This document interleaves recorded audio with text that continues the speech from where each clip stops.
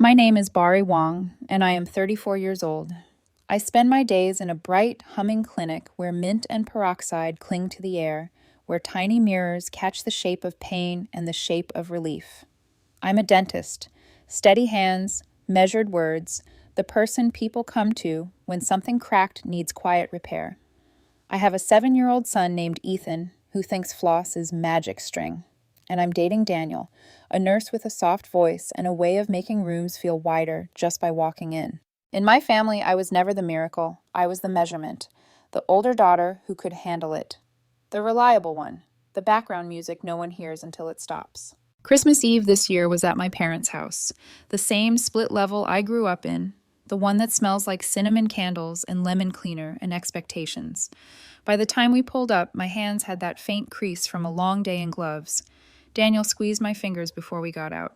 "Let's keep it simple," he said. "If it gets weird, we leave."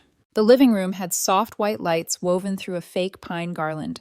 My father wore a candy cane tie he trots out every year. My mother was in full hostess mode, moving like a general, placing napkins with military precision. My younger sister Melissa swept in late, glittering as always, her hair curled and perfect, a gold bag tucked into her elbow like a trophy. Her daughter, Lily, bounced behind her in a Minnie Mouse sweater, cheeks pink with excitement. Melissa said loudly, "Sorry, parking," and accepted a glass of wine like it was applause. Ethan slipped his hand into mine. "Do you think Santa likes fluoride?" he whispered. "I think Santa respects good hygiene," Daniel said, and Ethan grinned. We did what families do when they're practiced at squeezing around unspoken things. We laughed at safe jokes, ferried plates, performed small talk like choreography.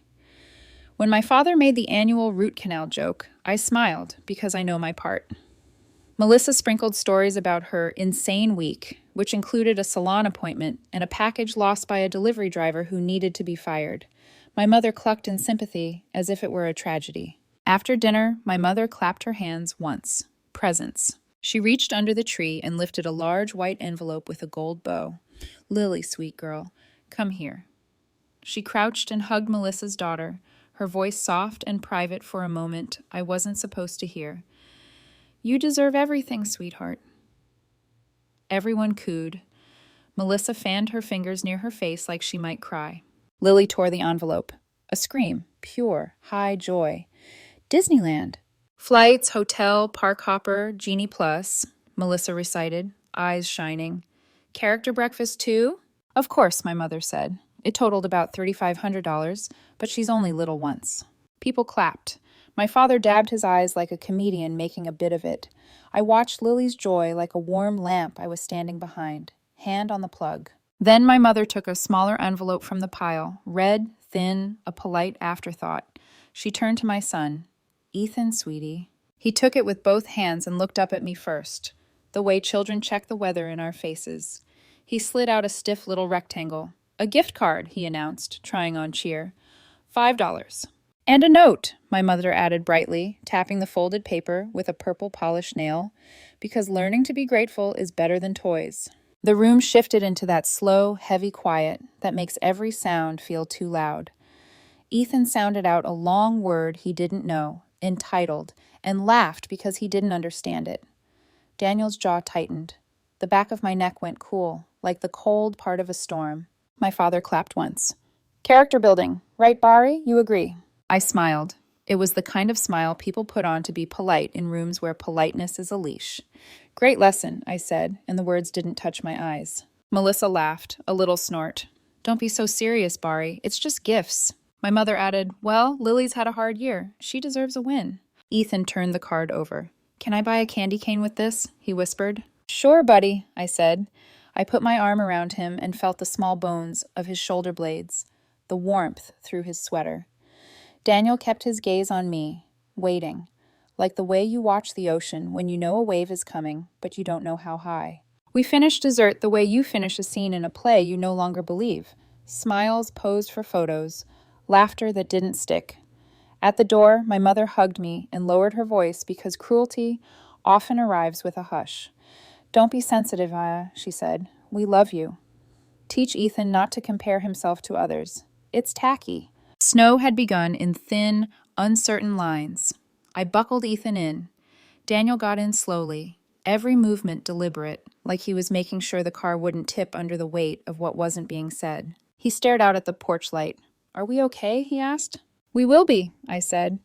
"I meant it the way you mean it when the map isn't drawn yet, but you know north from south. People imagine you become the background because someone shoves you there. It's not that dramatic. You get edited slowly. 1,000 cuts, none of them fatal on their own. When we were little, Melissa and I brought home the same report card. Straight A's. She got a bike. I got told to keep it up. When her soccer team lost a big game, my mother baked brownies. When I lost a science fair ribbon, my father said, 'Life's not fair. Get used to it.' The moral of my childhood was not that hard work pays off. It was that mine didn't need to. But that's part 2 of the story. Tonight, I kept my hands at 10 and 2 and watched the road unspool like a ribbon I didn't want to pick up anymore. Ethan held the gift card like it might break. "5 is still money," he said bravely. "I can buy 2 candy canes." "You don't have to be brave right now," Daniel said from the passenger seat, voice gentle. "You get to just be 7. We got home, set gloves on the radiator, and tucked Ethan into bed with a dinosaur print blanket. He fell asleep quickly, the honest sleep of a child who trusts that the adults will fix what's crooked by morning. In the kitchen, the heater kicked on with a clank. Daniel placed his palms flat on the table. "Say it," he said.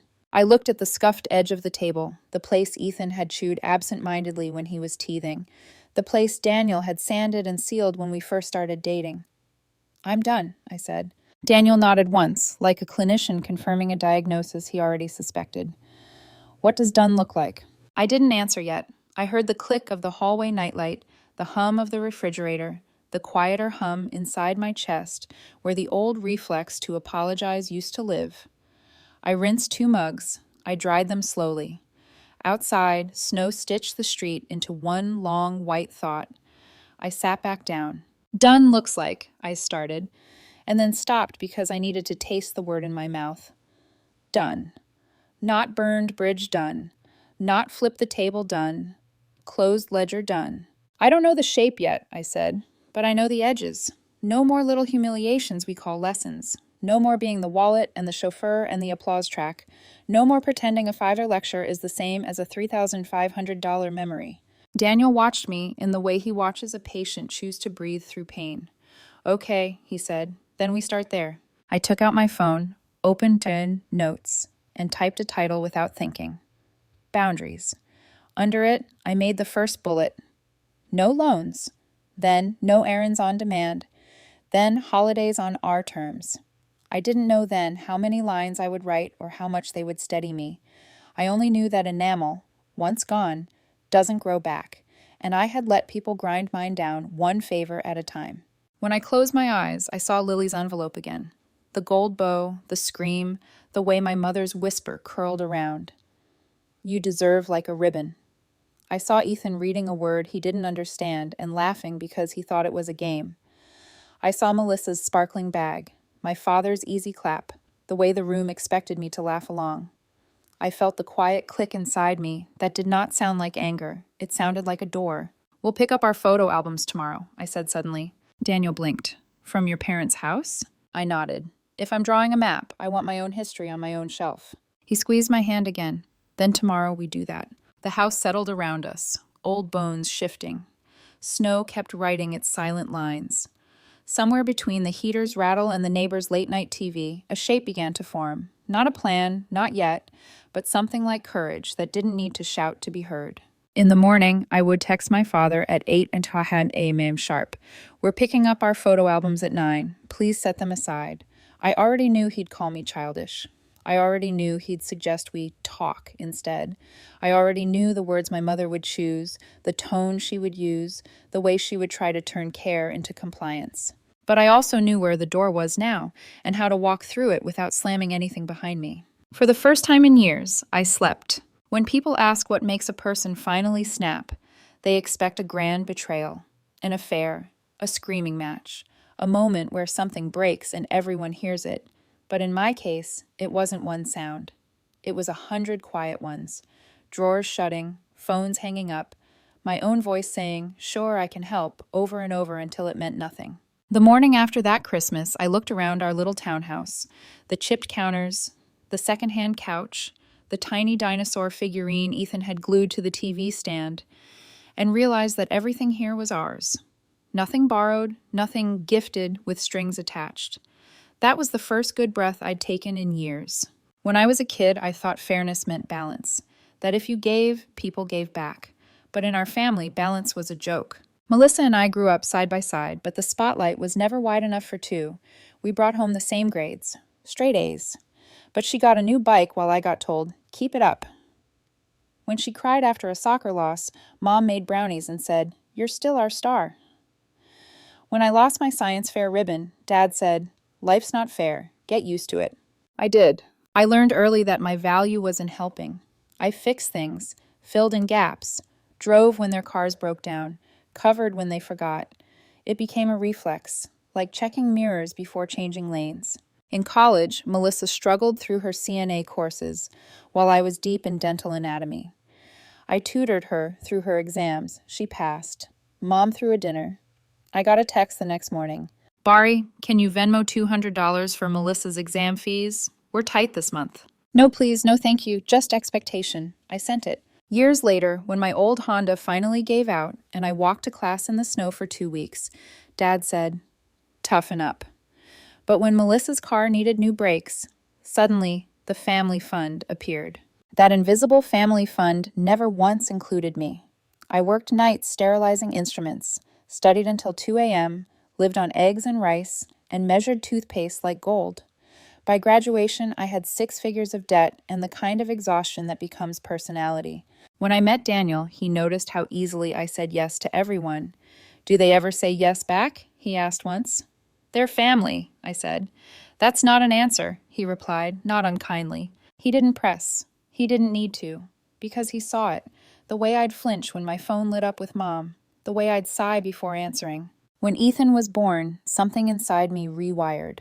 I could handle chaos, the sleepless nights, the mess, but I couldn't handle being treated like an afterthought anymore. So I started keeping track, not out of spite, but out of self-preservation. 18 airport runs for Melissa, $1,300 in temporary loans that were never repaid, 27 dinners where Dad forgot his wallet, 11 times they called for help, said thanks, and hung up before I could answer. I didn't show anyone in that list. It wasn't for them. It was for me.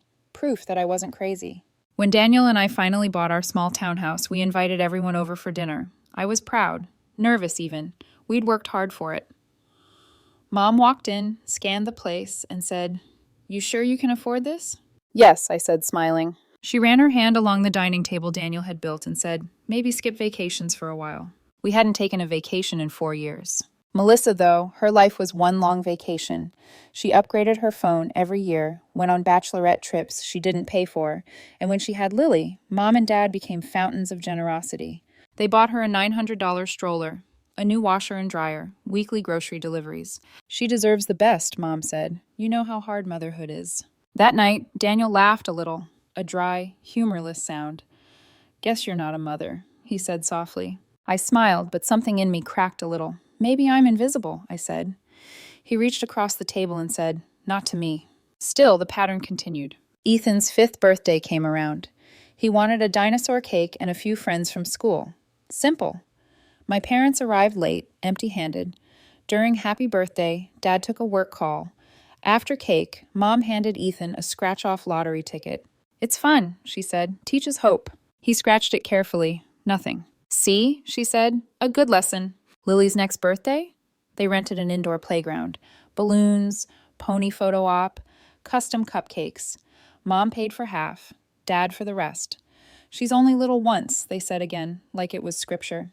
That was the first time I caught myself taking photos differently, not for memory, but for evidence.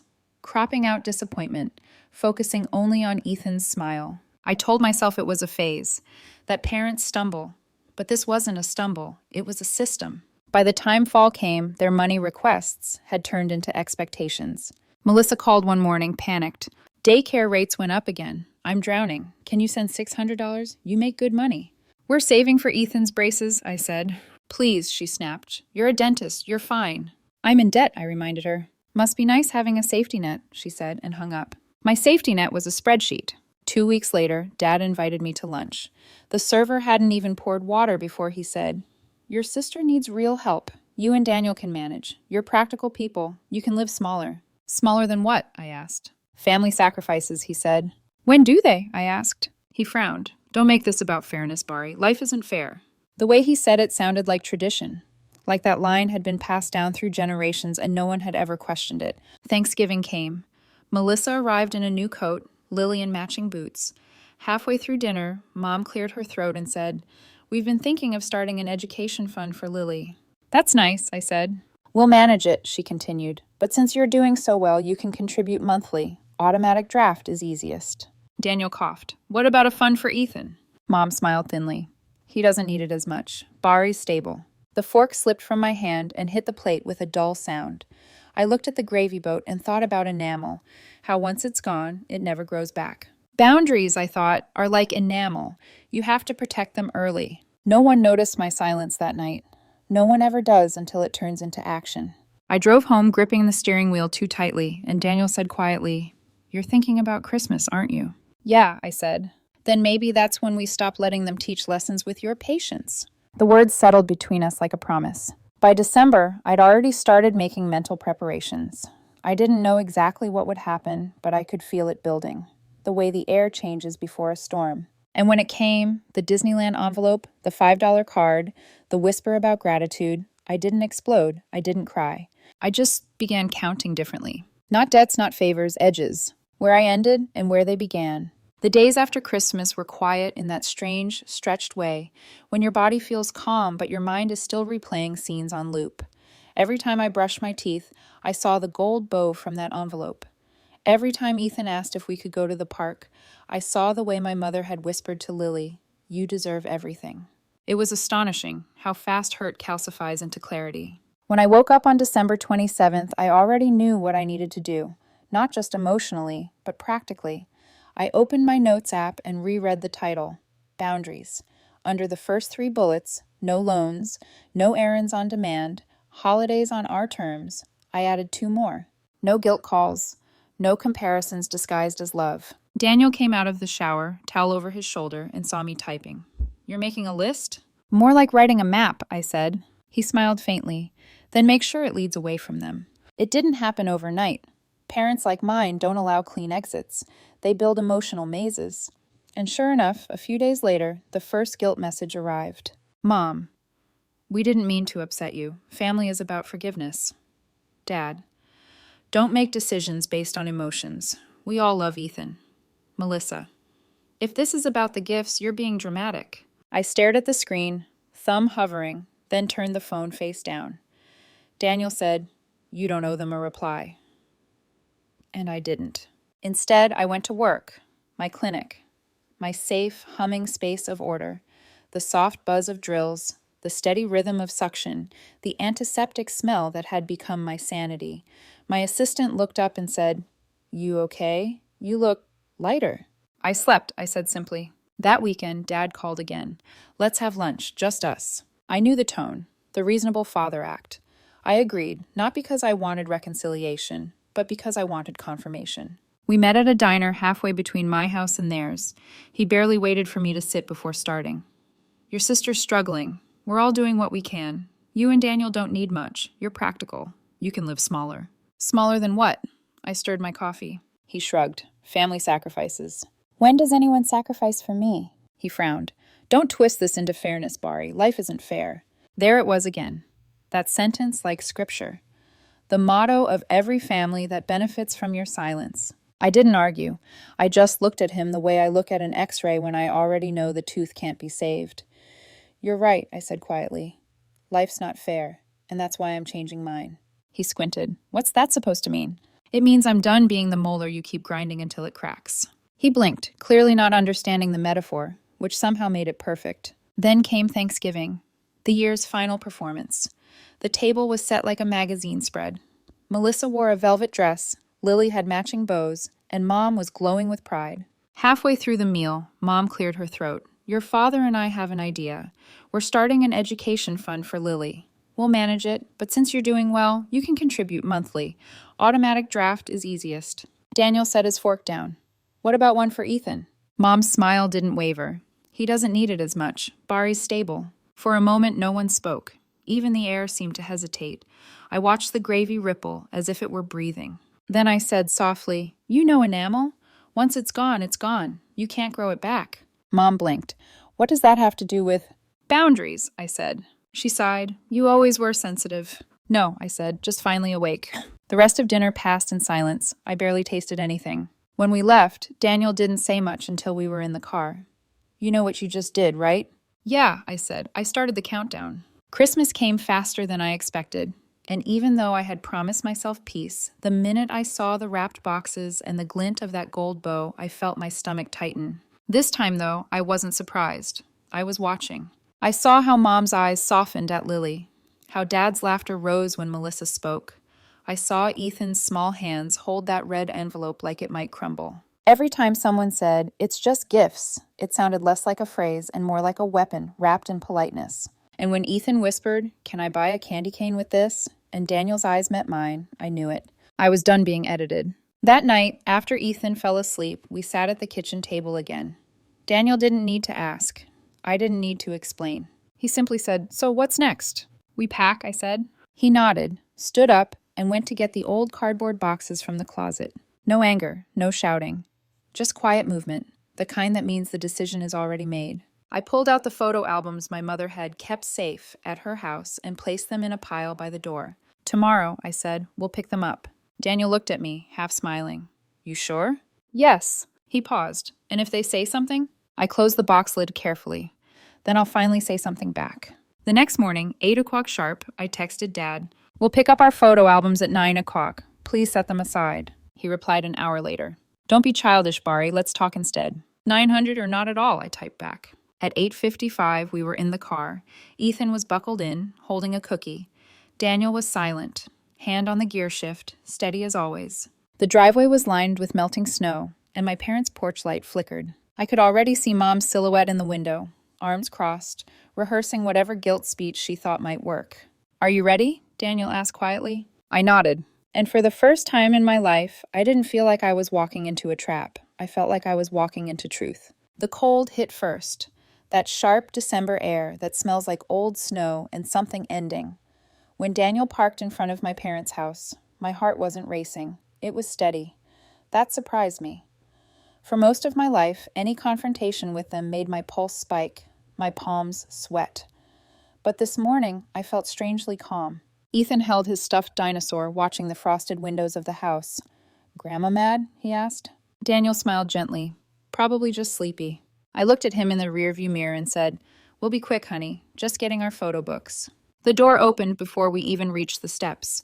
My father stood there in his robe and slippers, a practiced smile on his face, the kind that looks polite but hides annoyance. "Morning," he said. "You didn't have to rush over. We could have talked first." "Morning," I replied evenly. "We're just here for the albums." Inside, the house smelled the same. Cinnamon, lemon cleaner, control. My mother stood by the kitchen counter, arms crossed, lips pressed thin. "The albums aren't ready," she said. "We thought we'd all have coffee first, clear the air." "No coffee," I said. "Just the albums." Mom sighed, then gestured vaguely toward the hallway closet. "Fine, if this makes you happy." I opened the closet door. The stack of photo albums was on the top shelf, right where I remembered. Ethan peeked around my leg, curious.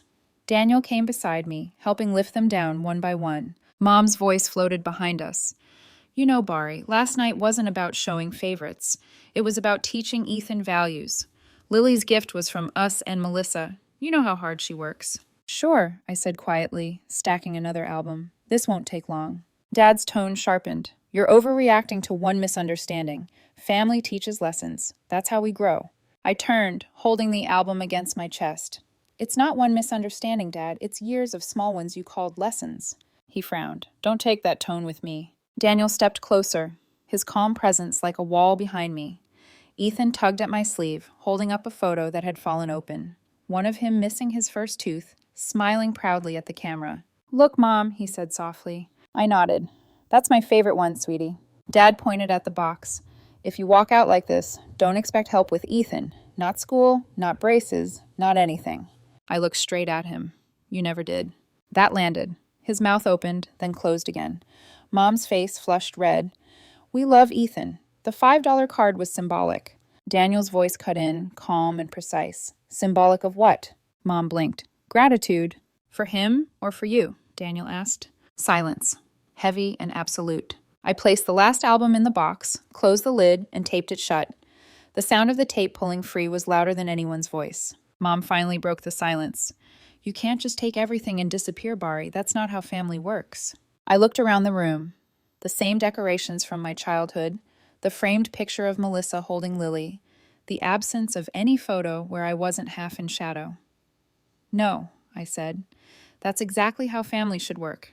You take what's yours and leave what hurts. She stared at me, speechless. I picked up the box, heavy but manageable. Daniel grabbed Ethan's hand, guiding him toward the door. My father stepped forward. If you walk out, you'll regret it.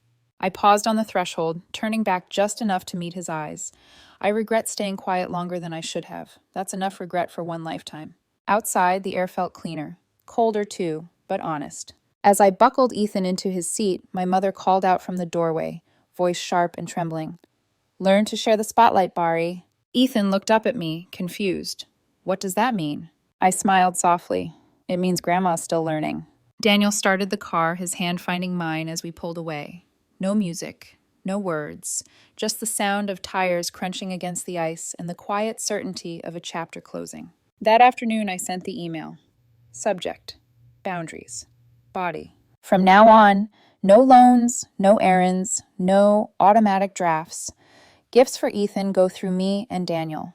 Holidays are at our home. If that doesn't work, that's okay. We'll make other plans. I hit send, and for a moment my stomach twisted. Then, stillness. Daniel walked in from the kitchen with 2 mugs of tea. How'd it feel? Like closing a patient's chart, I said. Finished. No notes left open. He smiled. You always did like clean endings. Not endings, I corrected. Just clarity. That night, Ethan taped the $5 gift card to the fridge. I raised an eyebrow. He grinned. So I can remember to save for something better. Daniel laughed softly. I think you already have. By the next morning, the silence had started. No calls, no guilt messages, just stillness. For the first time, it wasn't empty.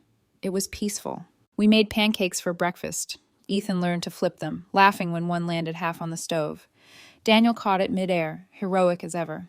We ate, messy and happy, syrup on the table, sunlight on the counter. Halfway through breakfast, Daniel looked at me and said, Feels lighter, doesn't it? I nodded. Like I just took off someone else's coat I'd been wearing for years. The phone buzzed on the counter, my father's name, then my mother's.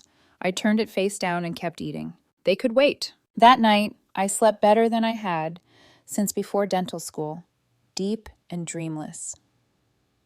I didn't wake to check messages or think about who might be disappointed. I just slept. But by the next morning, I knew the silence wouldn't last. People like my parents don't let go. They circle back. Sure enough, by day 3, the messages started to trickle in. Guilt, nostalgia, emotional manipulation wrapped in affection. You're breaking your mother's heart. You're teaching Ethan to turn against family.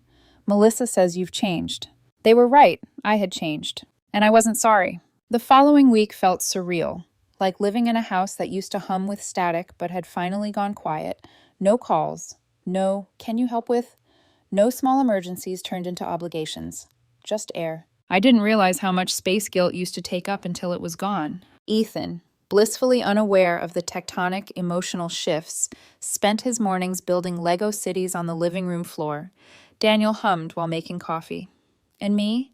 I could actually taste breakfast again, not eat it while checking texts or planning how to keep everyone else happy. By day 4, the silence cracked. First came the voicemail from Mom. Bari, honey, we're just confused. You've always been so kind. Don't let Daniel put ideas in your head. Families fight, but they don't walk away. Call me back. Then Dad's text. Stop being dramatic. Melissa's hurt. She says Ethan misses Lily. And Melissa's message, bright and cruel. Hope you're happy. Mom hasn't slept in 2 nights. I read each one, thumb hovering above reply, then locked my phone and slid it into the drawer. Daniel noticed. You okay? Yeah, I said, sipping my tea. They're just testing the fence.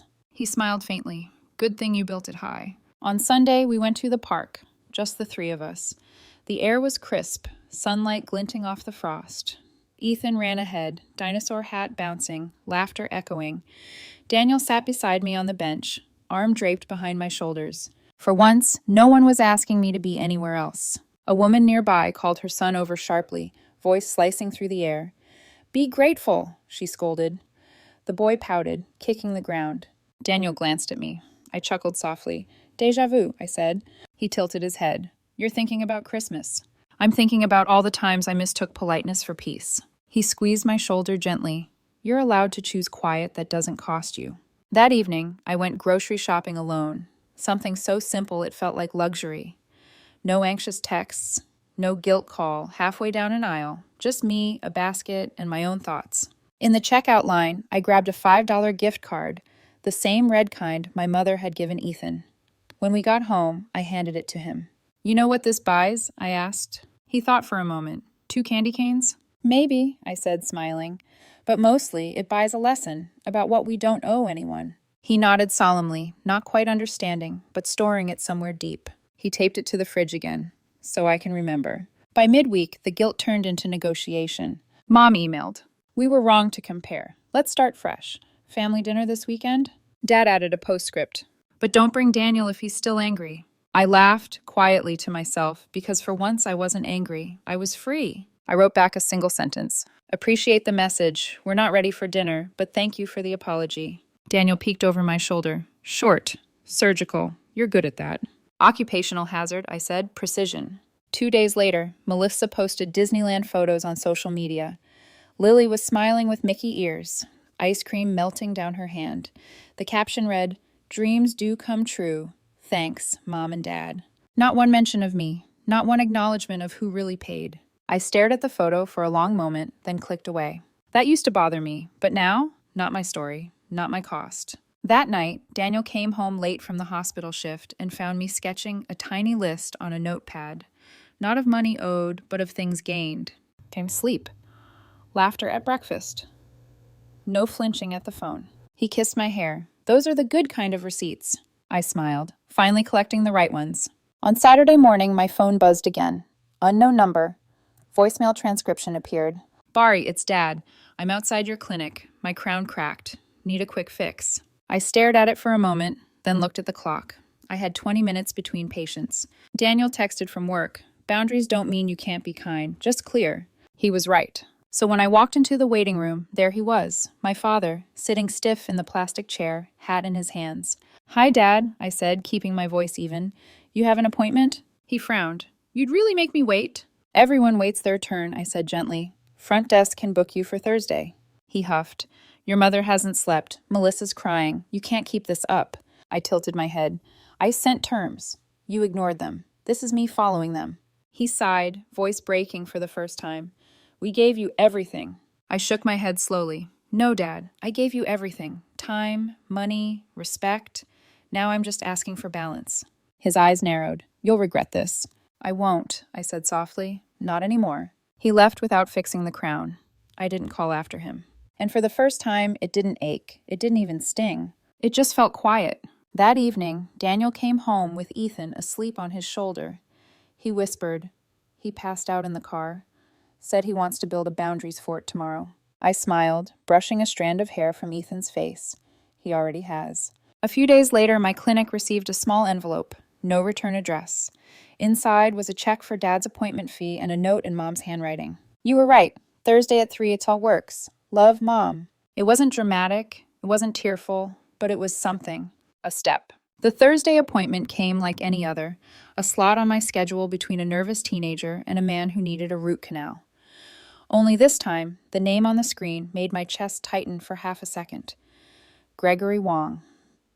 My father. When he walked into my clinic, I didn't feel fear, just observation. He wore his old coat, the one that always smelled faintly of sawdust and aftershave. Mom trailed behind him, carrying a folder and pretending she wasn't nervous. "Hi, Dad." "Hi, Mom," I said calmly. "You're here for the crown?" Dad cleared his throat. "Just the tooth, yeah." Mom smiled too quickly. "We brought payment." She held out a check. I didn't reach for it yet. not out of pride, but because I wanted her to feel that pause, the weight of an even exchange. Front desk can take it, I said. Thank you. Mom nodded, her eyes flicking around the clean white space of my office, the framed degrees, the mint smell, the faint sound of soft jazz through the speakers. For once, she wasn't the one directing the room. During the procedure, Dad didn't talk much. When I handed him a mirror afterward, he checked the crown and said quietly, "Looks good." "Thank you," I replied. He paused at the door. "You're really not angry anymore, are you?" "No," I said. "Anger needs energy. I'm using mine elsewhere." He nodded once, a small gesture, almost approval. Then they left. That night, I opened my email. There it was, a message from Mom. No dramatic subject line, no manipulation, just a plain note. "We were wrong. We'll follow your terms. We want to be part of Ethan's life, respectfully." It wasn't flowery, it wasn't perfect, but it was a start. I showed Daniel, he read it twice and said, "That's progress, slow but real." I nodded. No confetti needed, just consistency. He smiled. "That's my favorite kind of victory." Weeks passed quietly. No surprise visits, no guilt calls, no "you owe us" disguised as small talk. Then, one morning, I got a call at the clinic. Melissa's voice on the other end, shaky. "Bari," Lily chipped her tooth. Can you see her?" For a second, old instincts kicked in. The automatic yes. But then I took a breath.